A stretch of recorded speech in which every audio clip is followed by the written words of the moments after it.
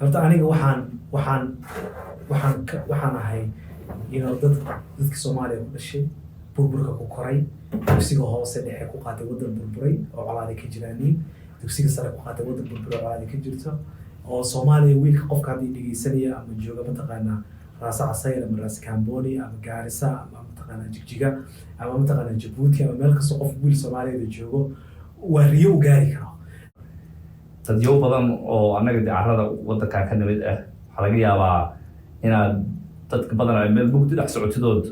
ayna ku sawirneen meesha u socotido isku leedahay midaan hadda aad maanta taagan tahay bal dhamee waxa ku xigwal arki doontaa ninkaas oo marka orod ku guuleystay markaas uu noo yimaado wuxuu dhahay may maqlaysaan wuxuu dhahay ninkaas wuxuu faqriga kaga cararay agiisa ninkaas wuxuu faqriga kaga cararay agiisa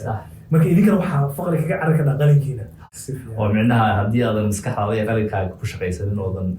maskaxdaada maalin hadhow waxaad ku qasbanaan doontaa inaad dhabarkaaga meeshood xamaal noqoto muruqaaga adinkana waa inaad maskaxdiina iyo qalinkiina uga carartaan profession bay ku wahayd marka adiga aad xasuusatay kula wax badan kula joogay laakiin aniga shakhsi ahaan waxyaabaha isiiyey muddo inaan ka fikiro heerkan inaan gaaro maantay waxay ahayd markaan arko anoo ilmo yara oo TV-ga daawada idaacadaha dhegeysta oo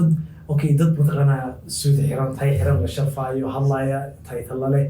marka masterta sameynayna si aan PhD u helo waxaan rabay inaan dadaalo si marka wax walba inaan sameystay ku qasbana